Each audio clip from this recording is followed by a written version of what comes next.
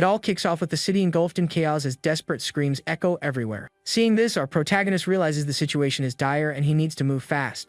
On the streets, bizarre creatures with massive mouths emerge and begin attacking people. Meanwhile, in an online games chat, everyone is freaking out about a zombie apocalypse. But one player complains that his teammates' parents keep barging into their rooms and making noise. Linfan then uses voice chat to ask a low health ally if his girlfriend is around. His teammate is floored, asking if he's some kind of prophet because the girl was literally attacking him. The young woman on his lap asks why he suddenly stopped mid-match. Turning toward him, the girl reveals a horrific mouth and lunges at him without warning.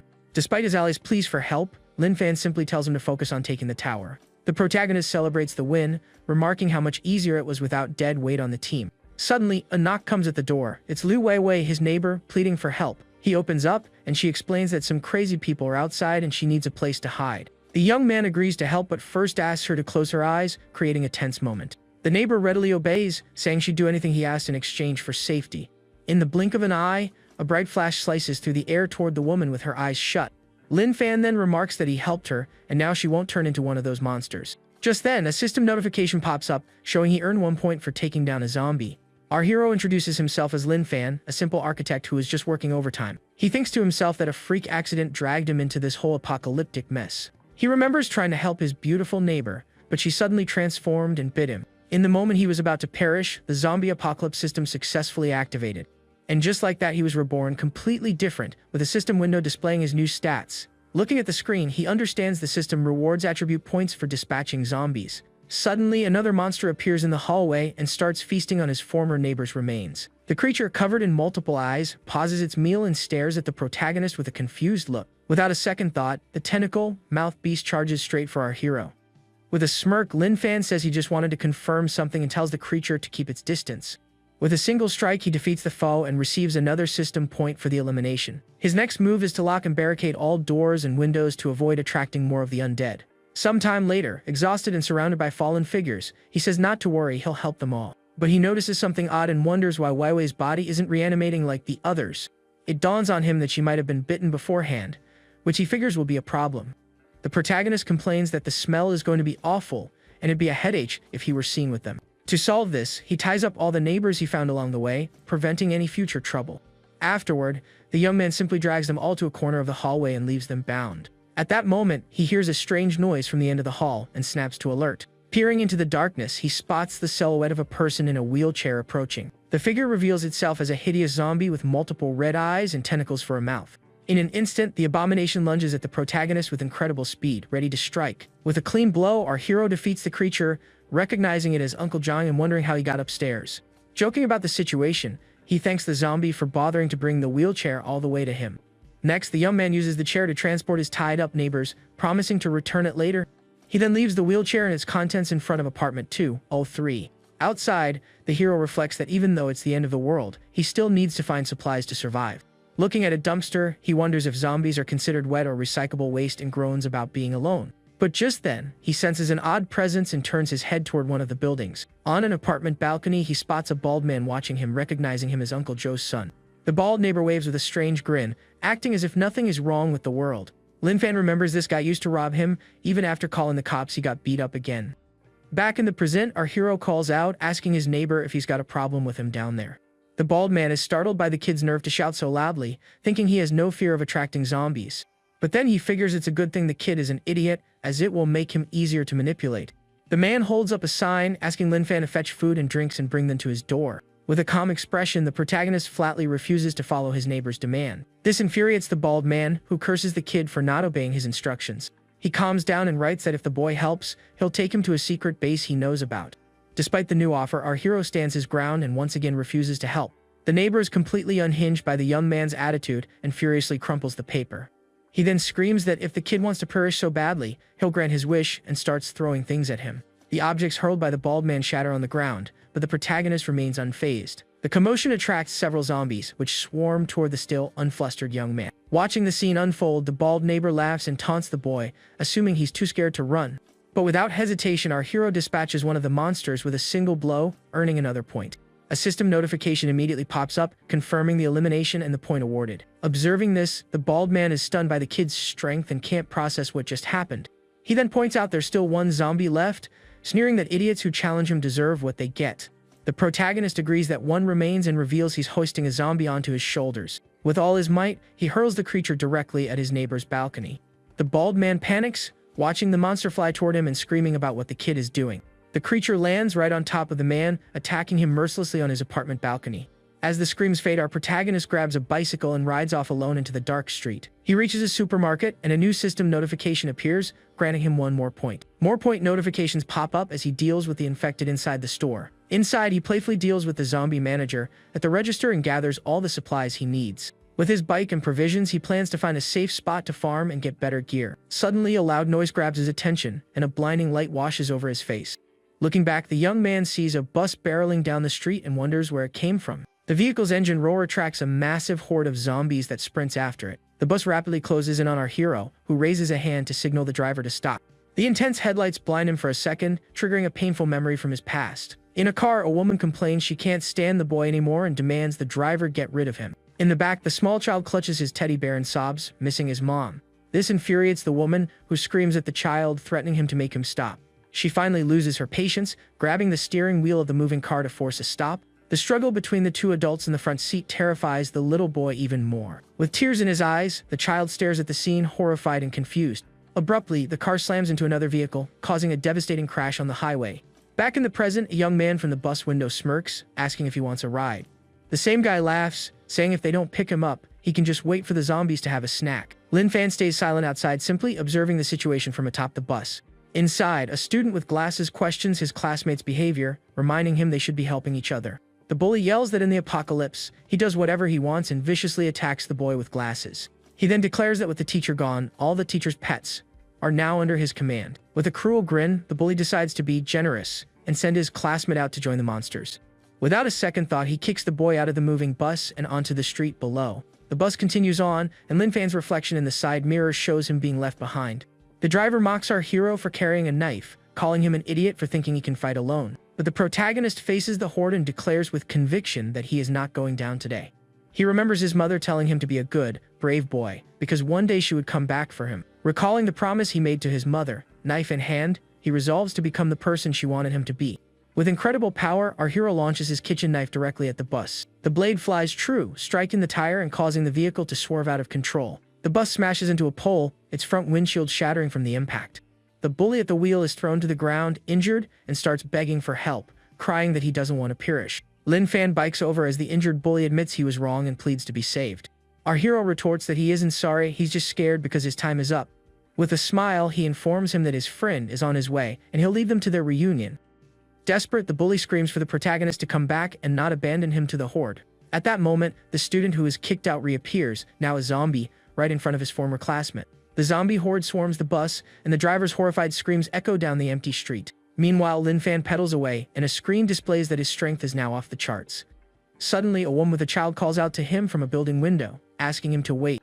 The young man stops and asks what she wants as she gestures to the hungry little girl beside her. At the apartment door, the woman falls to her knees, begging for just a little food for her daughter. The protagonist offers her 2 pumpkins and a winter melon, leaving the woman stunned by his generosity. As the woman tries to process this, Lin Fan's eyes lock onto an object inside her home. He spots a decorative sword hanging on the living room wall and takes an interest in it. The owner explains it's a replica from a game and offers him the sword for his protection. With a grin, the young man accepts the gift, and the woman adds that they have no use for it. He thanks her for the weapon and assures them he'll help if they ever need it, while the little girl thinks he's weird. Outside, the young man admires his new Frostmere replica, eager to try it out. At that moment, a woman with pink hair is flung from a building as someone shouts for her to perish. The woman hits the ground hard right in front of the protagonist, who is shocked by the sudden, brutal scene. Looking up, he spots a large man on a balcony, complaining that the woman dared to defy him. The brute lights a cigarette and grumbles about the waste, wondering when he'll find another like her. Our hero sees that the girl's body is covered in wounds and notices a look of pure despair and rage in her eyes. He then recalls that her expression is the same one his father had when his mother left. His eyes filled with anger, the protagonist glares at the man on the balcony and demands to know what he did. The big man gets angry, asking who dares speak to him, thinking he was the only one around. He then bellows that the building is his turf, and he can do whatever he wants with the women there. Sensing the danger, Lin Fan decides he must act to protect the mother and daughter who helped him. Cradling the woman in his arms, he prepares to head up to the 5th floor to confront the villain. The man scoffs at the boy for carrying a body, calling him a loser for caring about such things. In a threatening tone, he tells our hero to get lost or he will live to regret it. The villain retreats into his apartment, complaining about his bad luck running into idiots. He muses that before he never dared to touch women, but now in the apocalypse he can do as he pleases. Suddenly, knocking at his door interrupts his thoughts, startling him. Armed with a baseball bat, he approaches the door, wondering if a zombie is on the other side. The man complains that with zombies in the hall, it'll be harder to find more people to play with.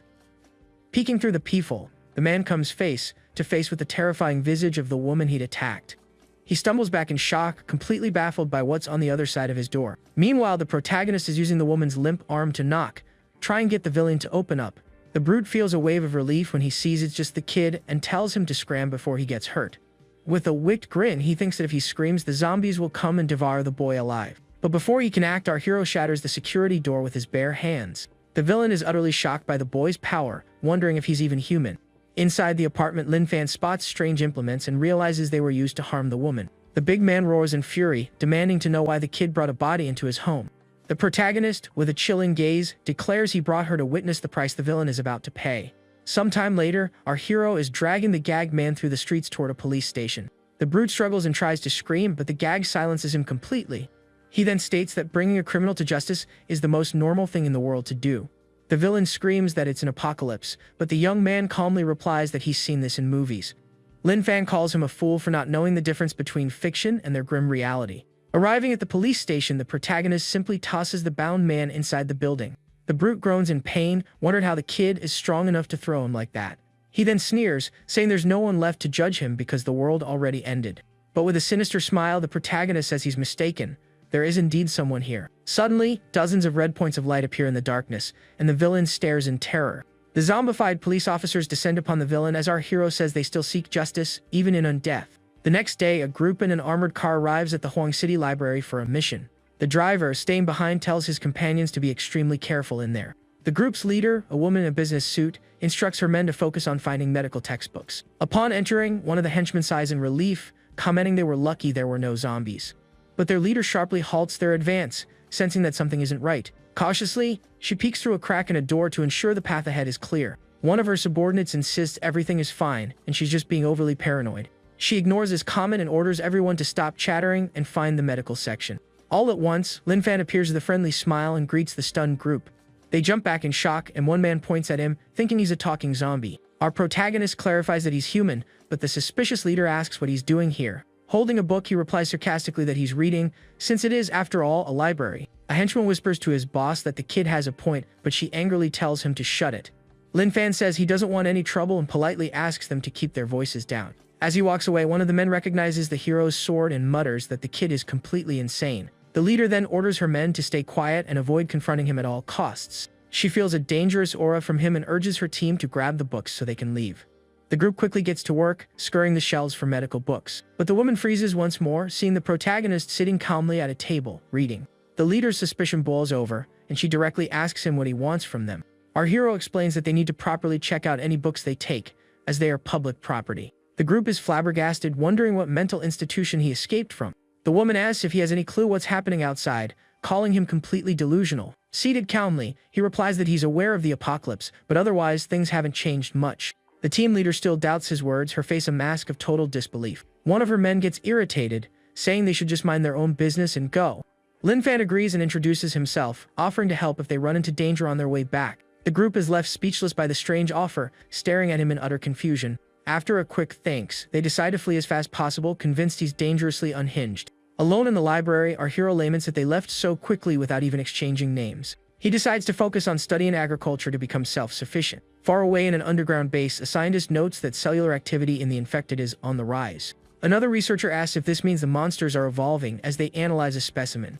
Two superiors discuss creating an antibody, but the virus is unlike anything they've ever encountered. One of them theorizes the zombies are actually the resurrected dead, living in a new form. Back at the complex, Lin Fan finds the perfect spot to start his community garden.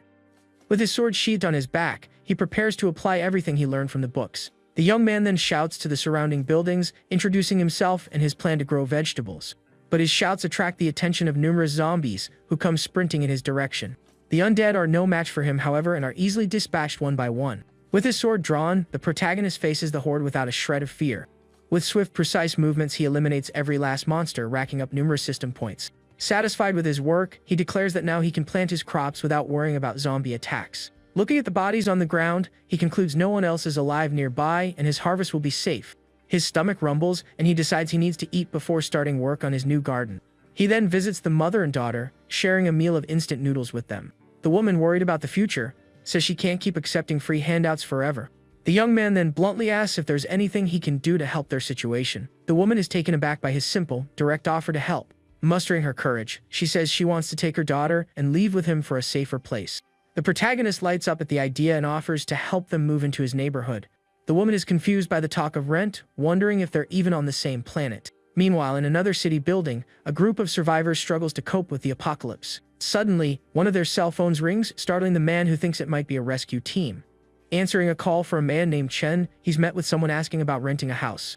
The guy hangs up, irritated, assuming it's some lunatic playing a prank. He then vents that the apocalypse struck out of nowhere, with no sign of any rescue efforts. But to his astonishment, the phone rings again, the same number being persistent. Furious, he answers and screams at the protagonist, who merely wanted to rent a house for the mother and child. The protagonist hangs up, complaining about how short-tempered people are these days. He then decides to call the man again, leaving the woman beside him utterly baffled. On the other end, the man screams in rage, but Lin Fan calmly restates that he just wants to rent the house. Out of patience, the man agrees to the rental, reveals his location, and dares him to come over. Our hero celebrates, telling the mother and daughter to wait while he secures their new home. Before the woman can protest, the protagonist is out the door, leaving them alone in the apartment. On the rooftop, a colleague asks Chen what happened, and he replies it was just some idiot. His friend then pulls him aside to discuss something serious and important in private. He reveals that with their current supplies, they'll only last for another half a month. The friend suggests they abandon the 4 elderly members of their group to conserve food for the others. With a sinister grin, he offers to handle the problem and also get rid of the other men. He also plans to dispose of the less attractive women, keeping only the prettiest for themselves. The two then leer at the women with malicious intent, agreeing to have some fun. Meanwhile, Lin Fan bikes through streets teeming with zombies, his stats showing an increase in stamina. From atop the building, the survivors spot the young man cycling calmly through the kiosk. One of them shouts for him not to be a fool, thinking he won't get far on a bicycle. The protagonist pedals nimbly, weaving through the monsters as he nears his destination. He arrives at his destination, the luxurious Fang International Group condominium, and is thoroughly impressed. Looking back, he realizes he's managed to shake the horde of zombies that was on his tail. On the rooftop, Chen reassures his group that with him in charge, they'll all eat well and live better. At the same time, the 4 seniors of the group are talking quietly in a corner of the rooftop.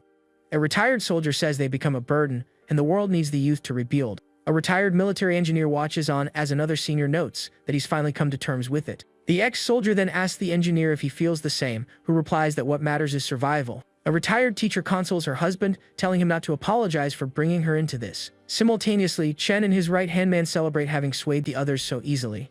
The man then reveals his plot to get rid of the elderly, and the other men to have it all for himself. But suddenly, one of the seniors stands up, announcing that they overheard Chen's entire plan. The ex-soldier says they needn't worry, the elderly will simply wait for the end in peace. This sends the other survivors into a panic, and they start screaming to throw the seniors off the building to avoid trouble. Just then, a knock sounds at the rooftop door, and a calm voice calls out for Mr. Chen. The group turns in surprise as the voice identifies itself as the person who called about the rental. Furious, Chen screams at the newcomer, questioning who would joke about such a thing in an apocalypse. Suddenly, the security door is blown off its hinges with tremendous force, startling everyone. Lin Fan then appears in the doorway, apologizing and saying he didn't realize the door was so flimsy. Chen's right-hand man whispers a plan to use the newcomer as bait for the zombies they'll attract. The two share a malicious smile, agreeing on the idea of solving 2 problems at once.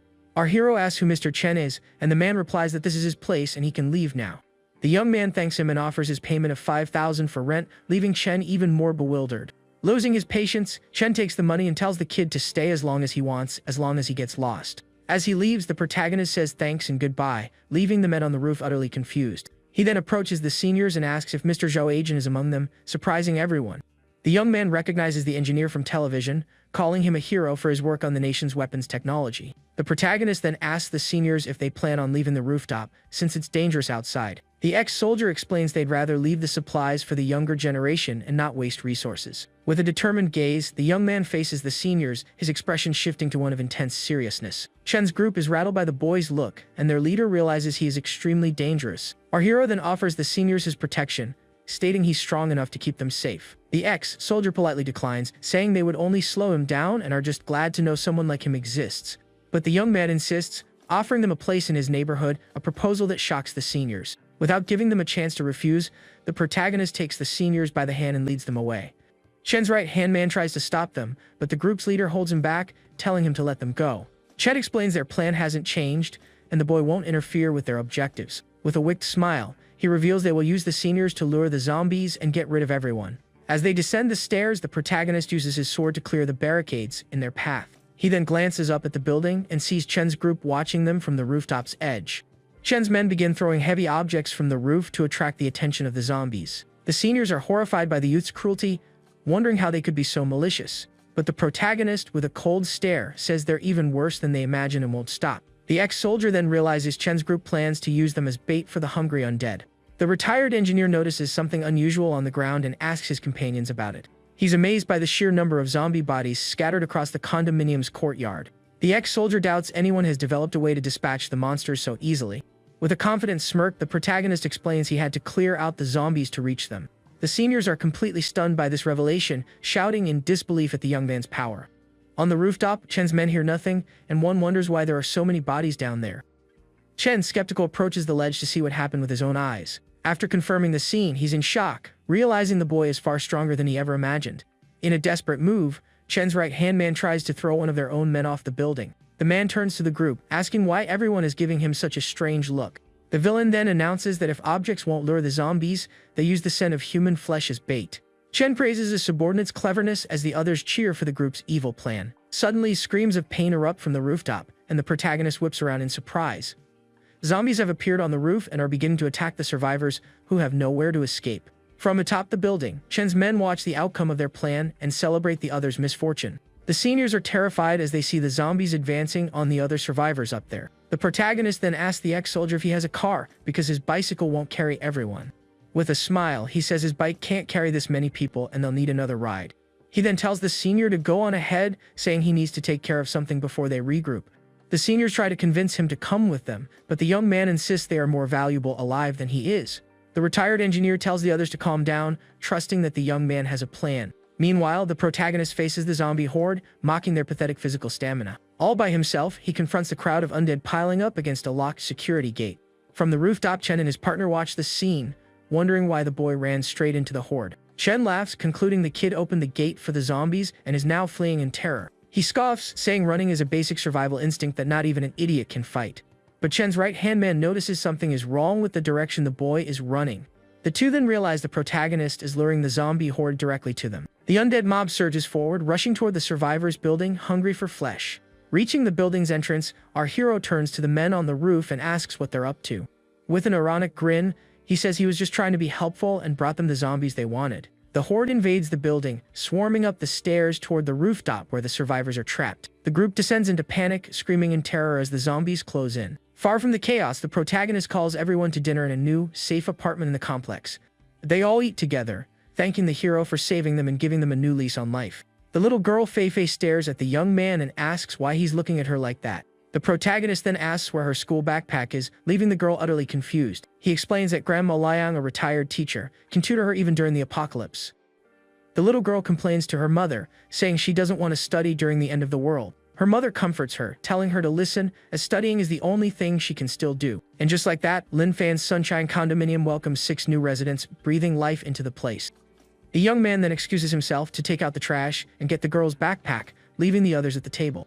Outside, 2 zombies wander the streets, shambling toward one of the houses in the complex. But before they can get close, 2 precise arrows strike their heads, taking them down instantly. From a window, a young man with a bow celebrates the easy work, remarking that clearing the streets has been a breeze. In a garage, the group from the library discusses their supply situation and the local water treatment plant. Suddenly, a loud noise startles the archer, who wonders what's happening outside. A massive explosion echoes through the streets, drawing the attention of every zombie nearby.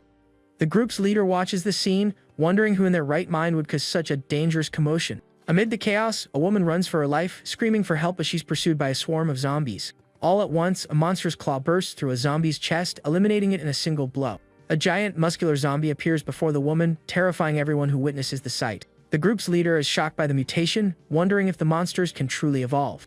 Out of nowhere, a moving trash can appears on the street, and a strange noise catches everyone's attention. The woman is startled by the new disturbance, fearing another giant zombie has shown up. The trash can then bumps into the giant zombie, and Linfan apologizes for the collision with a smile. The protagonist then invites the monster on a nightly jog to make up for the accident. The library group's leader recognizes the young man, surprised to see him again in such a situation. One of her men figures he drew the zombie away, and thanks to him, they're now safe. The camera pulls back, showing the protagonist sprinting through the streets with the giant zombie hot on his heels. Tired of running, the protagonist decides to forget the garbage station and find another place to dump the trash. Suddenly, a group of men calls to him from a balcony, asking what he's doing down there. He explains he's just looking for a place to throw out his garbage, since the community dumpster is full. The men laugh at him, mocking the kid for worrying about trash during the apocalypse. The protagonist questions if taking out the trash isn't a normal thing to do and offers to help if they need it. The group's leader gets annoyed with his attitude and threatens him, saying he can send mercenaries after him. Unfazed, our hero simply says goodbye and leaves, infuriating the men with his audacity. The group then decides to lure some zombies over to have fun watching the kid get chased. They start shouting and making noise, hoping to draw the attention of the undead on the street. But to their surprise, the street remains silent with no sign of any zombies. Confused, they wonder if all the zombies have vanished, until one of them spots something approaching. The protagonist then appears on their balcony, telling them not to worry about the zombies outside. He steps into the apartment and says he'll be right back, as he needs to handle a few things first. The group's leader is furious at the intrusion, calling him a rookie for bringing zombies so close. Suddenly, a loud noise from the roof startles everyone, and they realize they aren't alone. One of the men asks what's making so much noise, and they cautiously approach the window to investigate. A monstrous creature with red eyes appears on the roof and roars at the terrified men. Outside, the protagonist observes the scene and comments that the guys seem to be getting along just fine with the zombies. He then hears a strange noise from a nearby bookstore and decides to investigate its source. Approaching the shop, he hears what sounds like a baby's cry and enters to see what's going on. Climbing the bookstore stairs, he wonders if there could really be a baby all alone in here. Upon reaching the top, he's confronted by the sight of a woman with a rope around her neck. He then realizes the child is alive and wonders why the mother would make such a final, drastic choice. The protagonist concludes that the woman simply gave up on caring for her own child. Looking closer, he sees the woman is holding a crying infant in her arms. Gently, he takes the child and comforts it, promising to get them out of this situation. Next to the baby, he finds a diary and decides to read it to understand what happened here. In the diary, the mother explains there's no more food or rescue, and her time is running out. To avoid harming her child, she broke her own teeth and sealed her mouth with duct tape. She then says her final goodbyes, asking whoever finds her child to let him live, even if he's a burden. Moved by the story, the protagonist promises the woman he'll do everything he can to help her son survive. Suddenly, a basketball drops to the floor with a strange thud, startling the young man. He turns to see the ball bouncing by itself on the floor of the dark bookstore and goes on high alert. From the ceiling, a hideous creature with red eyes and sharp teeth leaps down to attack him. Our hero narrowly dodges, realizing this monster is far faster than any zombie he's faced before. He wonders how the baby survived with such a powerful zombie nearby, and an idea strikes him. The protagonist realizes the zombie was using the baby's cries as bait to lure in prey. The creature lunges again, but this time, the young man is ready for a fight and meets it head-on. With a clean strike from his sword, he defeats the evolved zombie, earning 3 points from the system. Holding the baby, he wonders what's going on, since the zombies he's encountered so far weren't intelligent. He concludes the zombie learned to use bait by reading books, proving that knowledge truly is power. Seizing the opportunity, he decides to grab some books and school supplies for little Wei Wei. Meanwhile, in an underground desert base, scientists are analyzing the advancements of the zombie infection. A scientist holds up a red crystal extracted from a mutant zombie's head and examines it. A military officer explains they found the crystal while examining the monster's unusual remains. The scientist then requests a full report on the creature to better understand the mutation. A soldier reports that the first sniper round hit the zombie's head but wasn't enough to stop it. Even with a headshot, the monster kept charging toward the base at high speed. The zombie was only finally taken down after multiple consecutive shots completely obliterated its head.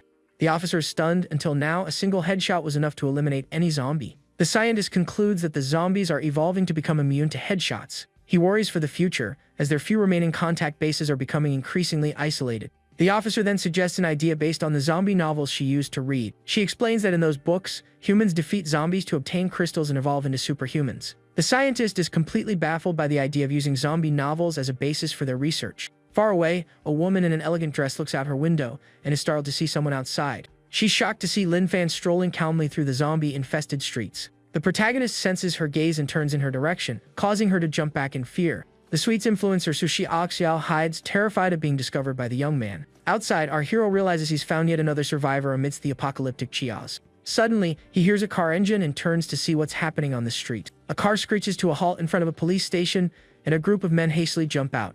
The members of the Huang City gang prepare to enter the building, searching for something. The protagonist waves to the group, smelling the strong scent of blood on them even from a distance. One of the men is surprised to see someone alive and suggests they eliminate him to avoid complications. But their leader says they can't risk alerting the zombies as they're on a mission for the boss. The driver stays in the car, planning to tie the kid to the bumper and let the zombies have him. Suddenly, Lin Fan appears at the car window with a chilling smile, staring at him up close. With an innocent grin, he asks what the group is up to and gives them a friendly greeting. The driver is spooked by his sudden appearance, wondering how the kid got there so fast.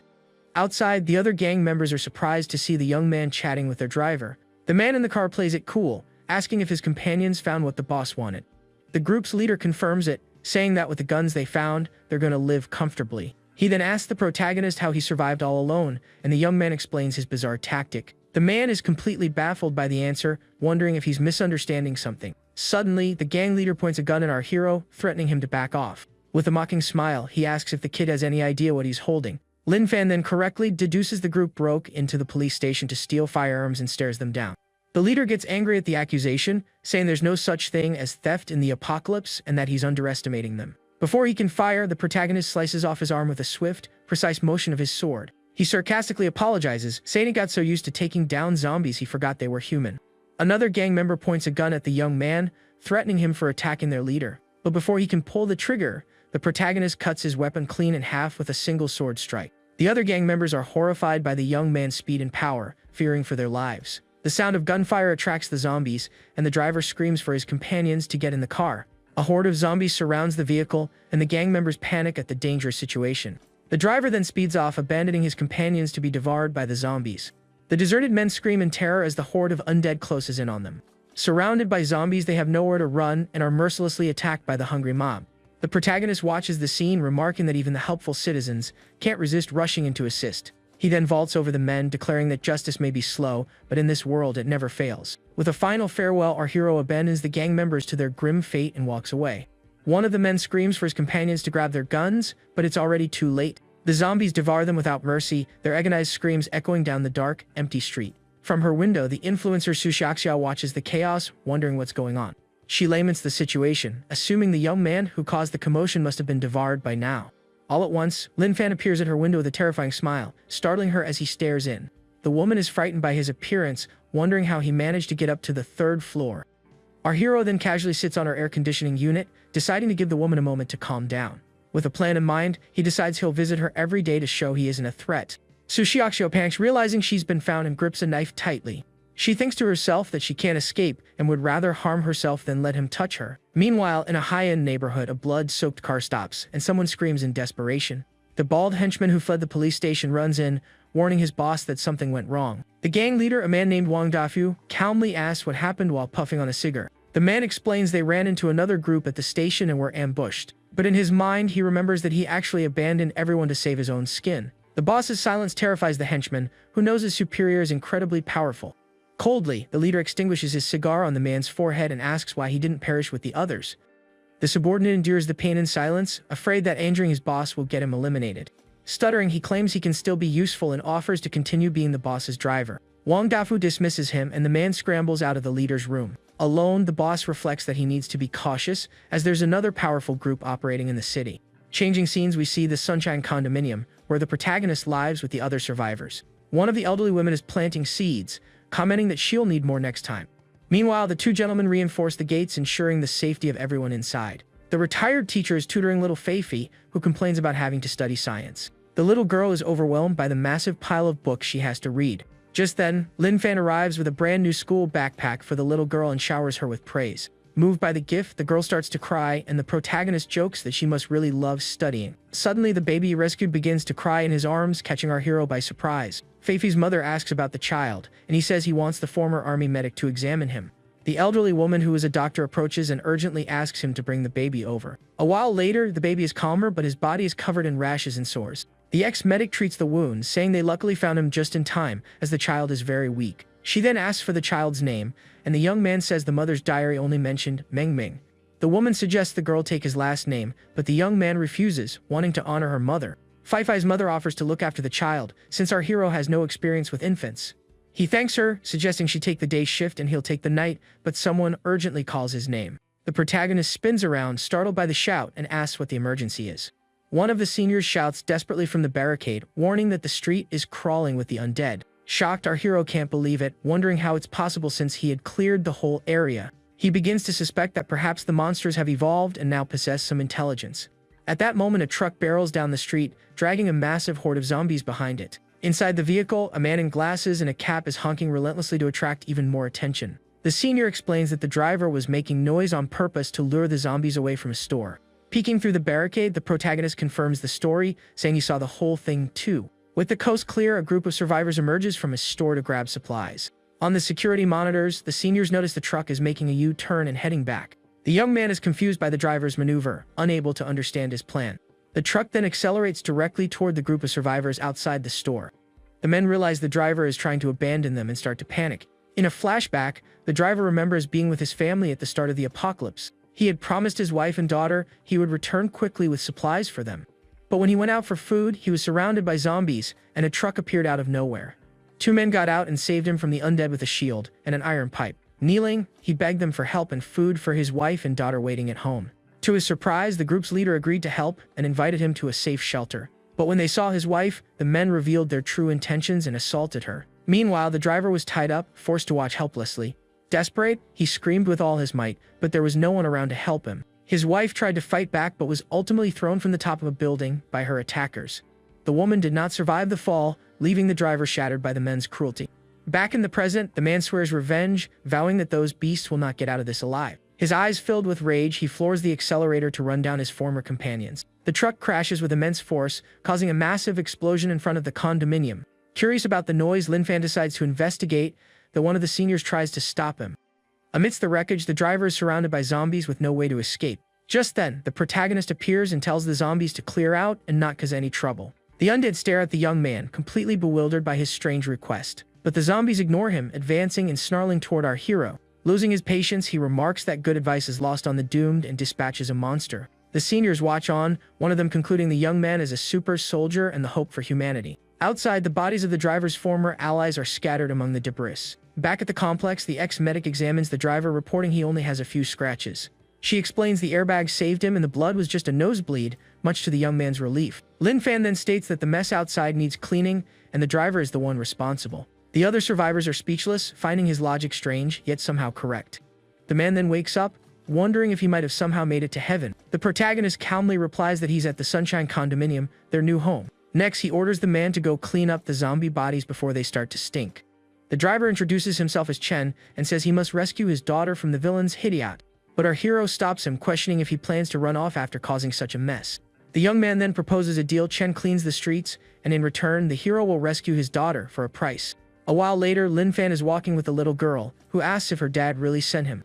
He confirms it, adding that her dad paid 100 yuan for the service, which confuses the little girl. From a window, the influencer Su Xiaoxiao is startled to see the young man has appeared yet again. She becomes irritated when she sees that this time, he's accompanied by an innocent little girl. The protagonist then looks up, noticing the woman in the window is watching him intently. With a smile, he waves at the woman observing him from the building window. Su Xiaoxiao is terrified by his smile, convinced he's a dangerous maniac. Overcome with fear, she rushes to close the curtains and hide from him as quickly as possible. The woman cries, assuming he's kidnapped the little girl and lamenting her tragic fate. Our hero finds her reaction bizarre, wondering if the apocalypse has made her lose her mind. He decides to ignore her and advises the little girl to stay away from people with mental issues. Meanwhile, the library group drives down a deserted street and spots a horde of zombies. Suddenly, one of the men in the car recoils in shock at what he sees outside. The group's leader from the back seat asks her colleague what's going on. The man points to our hero and the little girl, strolling calmly down the other side of the street. The two are window shopping, and the protagonist offers the little girl a doll. The team leader worries, knowing that if the zombies spot them, they'll be in serious trouble. She tells the driver to honk the horn to lure the zombies away from the pair on the street. But instead of a horn, the group hears children's music, leaving them completely baffled. The protagonist and the girl have activated a singing toy cactus to attract the monsters.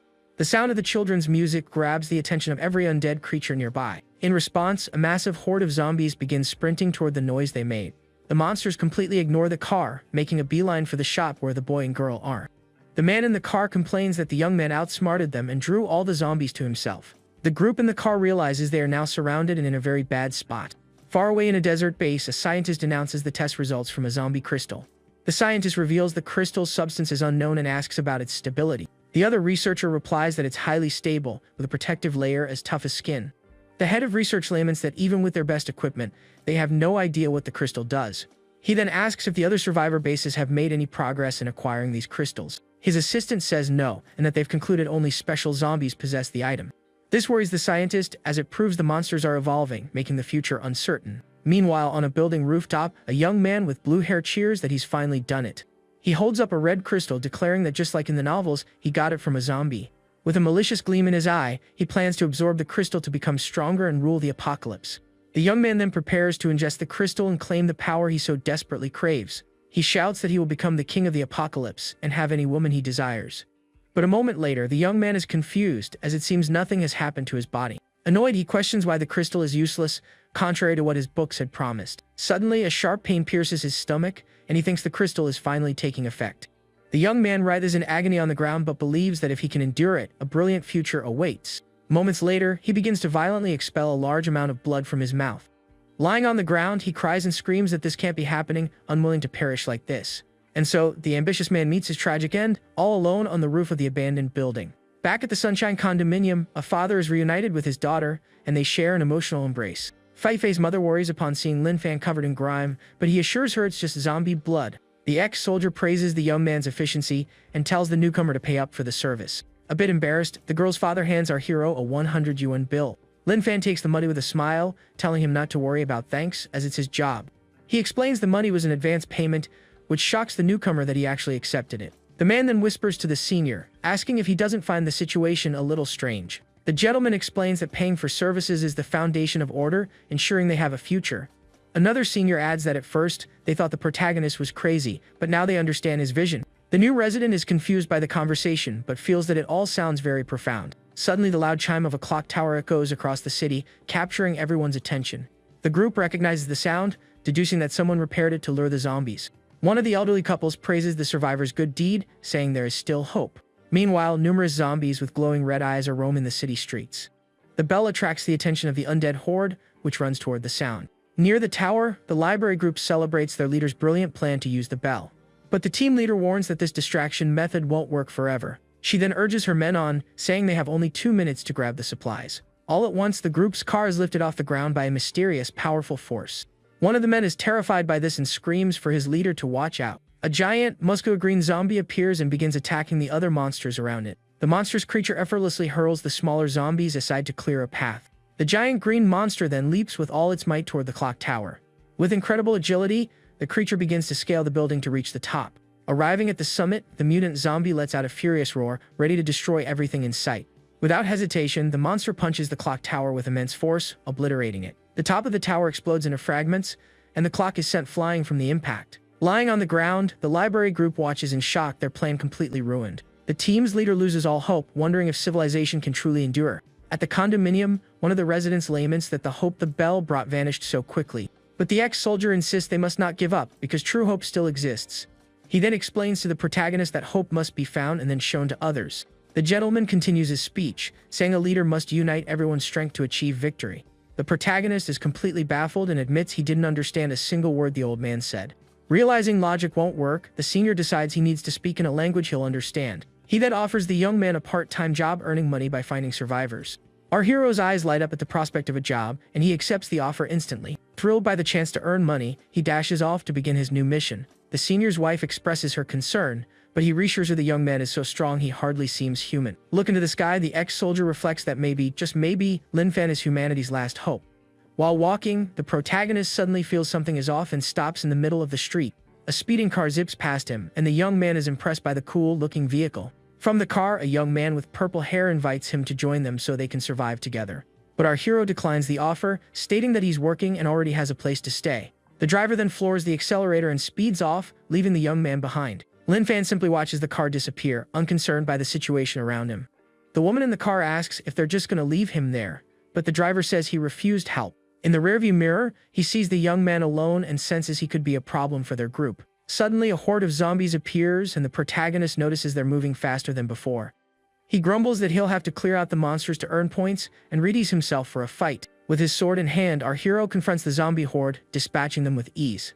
Looking at the bodies on the ground, he concludes the monsters are evolving and becoming stronger. Suddenly, the protagonist whips around, sensing that something is not right in the area. He then spots Enzo's sign in a building window, recognizing it as a plea for help. Inside the apartment, a woman named Su Wanwan is hiding, terrified of something outside. She remembers hearing her agent's voice at the door, but his younger brother was with him. Her agent's brother was looking at her with a strange intensity, and she knew he meant her harm. The woman cries at the thought of her situation, but she knows her intuition about the danger is correct. Outside in the hallway, a man calls out to her, asking if she's still not going to open up.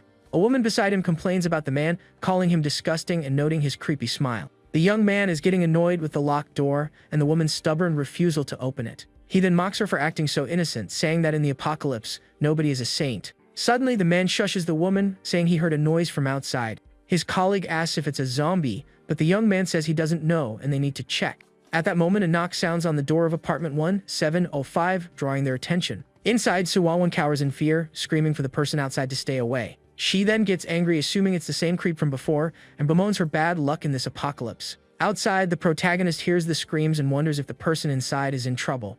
With a determined look, he decides he can't just stand by, he has to do something. Without a second thought, our hero kicks down the security door with a single, precise blow. The woman is completely stunned by the young man's sudden appearance in her apartment. He tells her not to be nervous, but the woman, armed with a knife, is far from calm. With a smile, the protagonist recognizes her as a dance streamer he used to watch.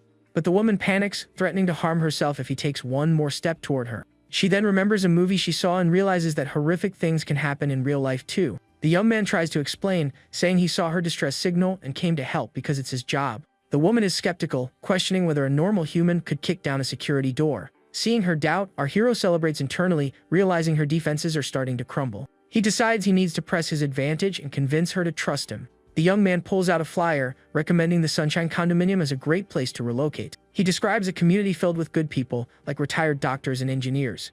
And for the finishing touch, he mentions the outdoor gym and the garden they cultivated themselves. He then emphasizes the most important part: the rent is incredibly affordable for everyone. The woman is left speechless by the sales pitch, staring at him in utter confusion. With a smile, he realizes his plan worked and she has finally lowered her guard.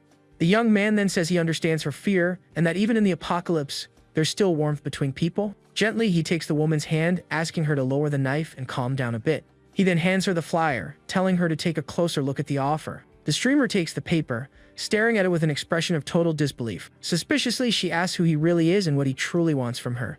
Our hero explains he's a real estate agent, and if she's not happy, he has other options she can see. He invites her to sit, celebrating that he's managed to get inside while she was still hesitant. The two sit down, and he shows her the floor plan for an apartment renting for $1,500 a month. He then remembers that the previous tenant was a young woman who passed on the very first day. The woman asks if he's in his right mind, and the young man, irritated, asks if she's insulting him. Before he can leave, she stops him and apologizes, saying she didn't mean to offend him. With a serious expression, the protagonist accepts her apology and looks at her intently. He then says he just wanted to check if she always acts so erratically, which makes her blush. The streamer apologizes again, insisting she didn't mean to insult him and it was all a misunderstanding.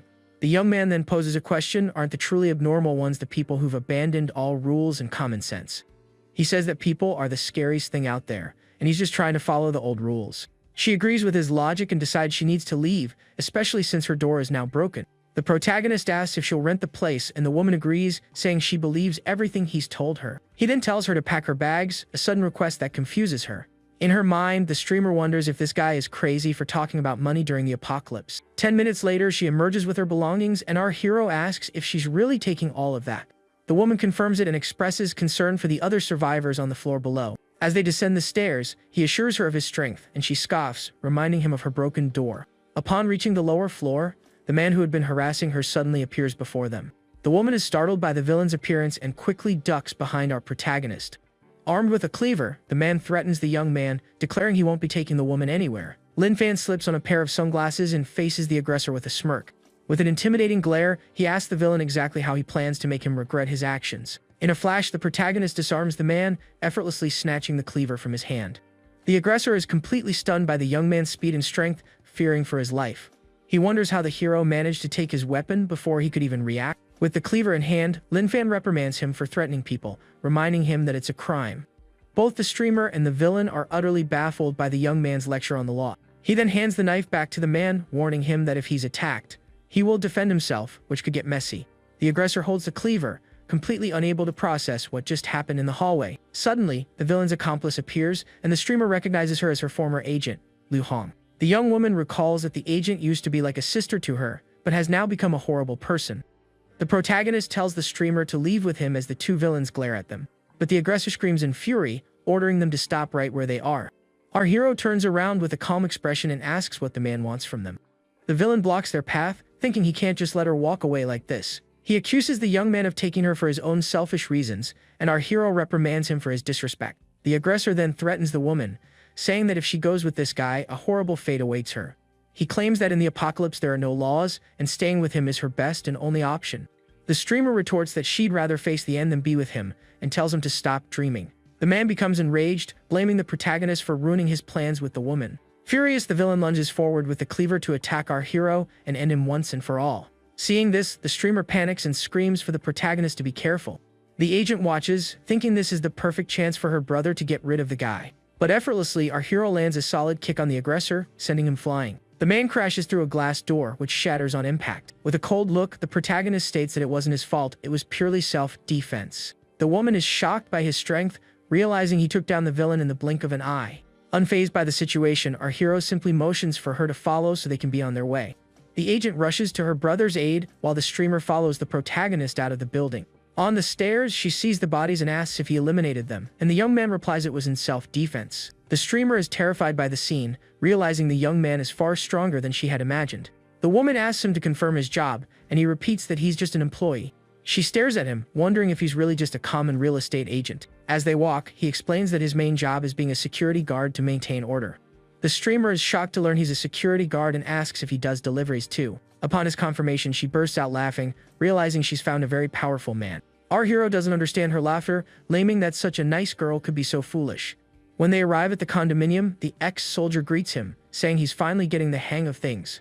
The old man congratulates him for interacting with a pretty girl, which makes him blush. He then whispers in the young man's ear, advising him to enjoy life while he's still young. The gentleman jokes, imagining an elderly version of our hero unsuccessfully trying to flirt with a girl. In his imagination, the young woman turns him down, and old Lin Fan tries to win her over with his minimum wage salary. Back in the present, the protagonist yells at the old man, asking what on earth he's talking about. Just then, Fifey's mother calls the young man to come eat with the other residents. Our hero introduces the streamer to the cook and her daughter Fifey, who are on the balcony. The little girl compliments the newcomer's beauty, saying the protagonist must like her a lot.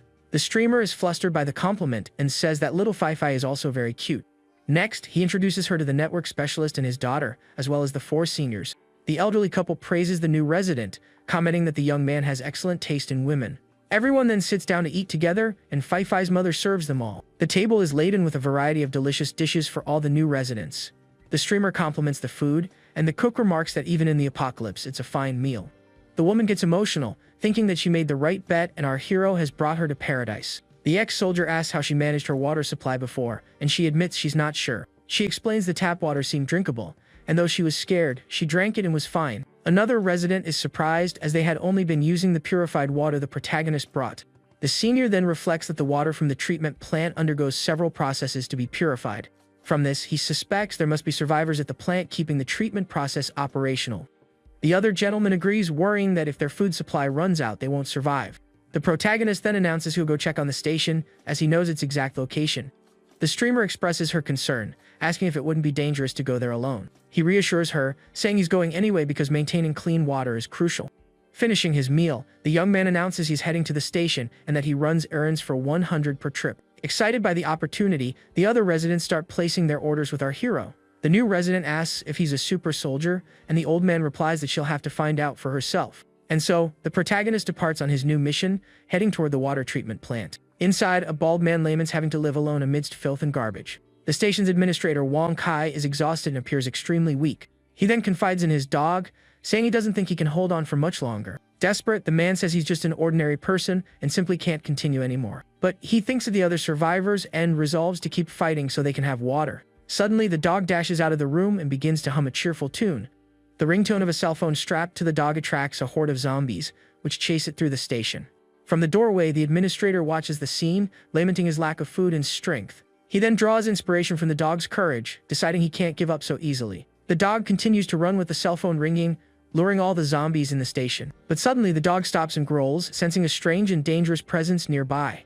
A speed-type evolved zombie appears before it with a hungry and menacing look.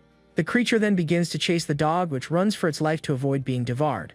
With nowhere to run, the dog cowers in a corner, terrified of the approaching monster. At that moment, the protagonist arrives on his bicycle, finding the evolved zombie quite odd. He then waves at the monster and greets it in a friendly manner, as if nothing is wrong. The zombie is confused by the young man's behavior and lunges to attack him with its sharp claws. Our hero dodges, asking the creature not to be so hasty, as he doesn't want to fight.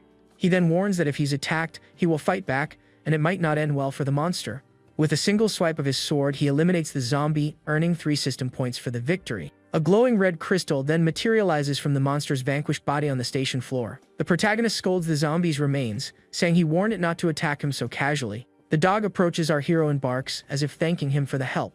The young man pets the dog and asks it to lead him to the other survivors. And so the two of them head back toward the condominium together, the cell phone still ringing. As he pedals, our hero kicks away zombies and continues on his way with the dog. He's impressed by the dog's intelligence, as it guides him while skillfully dodging obstacles. The dog then leads him into a dark, trash-filled room in the water treatment plant. Inside, the dog starts walking in circles and barking excitedly to get his attention. The protagonist pets the dog and says he'll follow wherever it leads him. The dog then guides our hero to the chlorination room, where the administrator is hiding.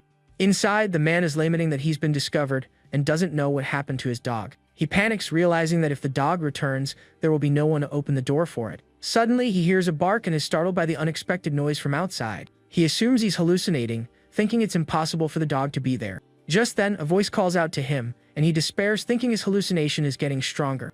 The door is then blown off its hinges with tremendous force, sending debris flying everywhere. The protagonist enters, introducing himself as a nice guy who's just looking for survivors. The man weeps, convinced it's a hallucination because the zombies must have already broken in. Our hero then comforts him, assuring him that he's safe now and has nothing more to fear. Overcome with emotion, the man hugs him and cries with relief, finally rescued. Back at the condominium, the administrator eats a real meal, praising the flavor of the food. The two little girls are chatting, and one jokes that he's the reincarnation of a rice ball. The protagonist then asks Fei why she calls the other girl sister when she's older. The little one then whispers in his ear that the other girl has already been completely tamed. The dog is confused, since his owner was happily eating kibble with him just that morning. The administrator apologizes, saying he was just so hungry he ended up overeating. The cook comforts him, saying that being able to eat is a blessing and he shouldn't worry. The ex-soldier thanks him for his work at the station, and the man says it was simply his duty. The gentleman then praises him for saving everyone, as water is the most precious resource in the apocalypse. The protagonist then invites him to move into the condominium, and says he'll find a place for him. The man is completely bewildered by the offer, not understanding what the young man is talking about. The senior explains that our hero is in the rental business and paying for services is normal here. The administrator says he understands, and yet doesn't understand, the logic of this community. Fei-Fei's mother tells him he'll get used to it, and that Mr. Wong understands the protagonist best. The old man praises him for his courage, saying it makes him really like the new resident. He then recalls a timid war buddy who sacrificed himself to save everyone. At a critical moment, the soldier made a run with a bomb and single-handedly blew up an enemy tank. The gentleman says he realized that people show their true courage when it matters most. The administrator concludes that the old man is some kind of life mentor and listens to him intently. The protagonist offers him an apartment for $1,400 a month and asks how he plans to pay. The man is embarrassed, admitting he has no money since it's worthless in the apocalypse. The senior then says he'll cover the rent, and the administrator can pay him back with his salary. The man is confused, wondering where his salary would come from in the middle of the world's end. He changes the subject, asking the young man if he knows how to deal with the city's zombies. With a confident smile, the protagonist says he's very strong, and everyone here already knows that. The ex-soldier confirms the young man's statement, and the administrator watches, still very confused. At this, the women of the community also nod in agreement, smiling in support. The streamer then reflects that he's more than strong, he's an absolute monster. The administrator then asks the hero to accompany him to the station daily for inspections. The young man agrees without issue, and says he's heading to his room since there's nothing else to do. He then asks the gentleman who that young man is, and the senior replies that he and all of them are heroes. The ex-soldier motivates everyone to work together to improve their community for the future. Meanwhile, at the desert base, scientists continue their research on the zombies. A researcher reports that data from other bases has shown no effects from the crystals. A scientist then reveals that a soldier volunteered for an experiment, but it was unsuccessful. The soldier began to boil from the inside and didn't last more than 3 minutes during the test. She concludes the human body cannot withstand the crystal and presents a summary of zombie types. The first is the strength type, which can lift a 2-ton car and is immune to common bullets. The second is the speed type, which can run at 150 kilometers per hour without tiring. The third is the screamer type, which emits a sound of 120 decibels, causing pain and nausea. The researcher warns that if the sound reaches 160 decibels, it can rupture eardrums. The head scientist laments the situation, wondering if humanity has any hope left. Elsewhere in the city, several zombies with bizarre appearances roam the deserted streets. From a window, a soldier named Gu Haing observes the situation outside through binoculars. He lives in his apartment with 5 other survivors, a pregnant woman and her husband. The woman's husband asks how things are looking, and the soldier says the situation is not good. He then asks about his wife, and the man says she's better but is due to give birth soon. The soldier comforts him, telling him not to worry, as he's there to help with whatever is needed. He's concerned because childbirth during the apocalypse is dangerous and could attract a lot of zombies. The soldier then decides to go out for supplies, and his friend offers to go with him. The man asks him to be careful, telling him to flee if he encounters any zombies. His friend warns him about the legend of a man with a sword who roams the city streets. He explains that everyone calls him the immortal ghost of the apocalypse, due to his strength and courage. The soldier is confused by the story, not understanding the combination of such strange words. Back at the condominium, the protagonist goes about his daily chores of patrolling and working. The ex-soldier watches him, reflecting that he's the busiest among them and perhaps their last hope. The retired teacher is helping the 2 little girls solve a math problem. Fei-Fei's mother is helping the senior lady in the garden, who is grateful for the extra pair of hands. The streamer then approaches the protagonist, striking up a conversation as he walks. She asks him not to be so formal with her, and the young man agrees with a smile. The protagonist then calls her by a cute nickname, which makes her blush. The woman then asks if he believes the city will return to normal, as Mr. Wong says. She admits that before, she wouldn't have believed it, but after meeting them, she now has hope. The young man smiles, saying she already knows the answer and that faith is all it takes to succeed. She then questions why he works for money in the middle of the apocalypse. He explains he's afraid he won't be able to readjust to normal life when things go back to the way they were. With a smile, she asks if he has a girlfriend, and the protagonist bluntly says no. The woman then offers herself up, asking if he's ever considered dating, but he turns her down. Shocked by the rejection, she's left speechless, not understanding what just happened. He then justifies himself by saying he's still very young, only 20 years old. Our hero says goodbye, announcing he's off to clear zombies from the neighborhood to make the city safer. She then realizes he has the ambition to clear the entire city and admires his foresight. Far away, the influencer Su Xiaoxiao watches our hero from the window of an abandoned cafe. She wonders why he isn't afraid of the zombies and if he knows a way to avoid them. The protagonist spots her and laments that mental issues are hard to treat with just medicine. He then decides to clear the zombies from the nearby shops to help the woman's recovery. From her window, the influencer panics when she sees him draw his sword, thinking he's about to attack her. Our hero remembers the promise he made and decides he needs to give her a smile every day. He then flashes a wide, terrifying grin in the direction of the woman watching him from afar. The woman is so frightened by his smile that she falls backward, certain he has malicious intentions.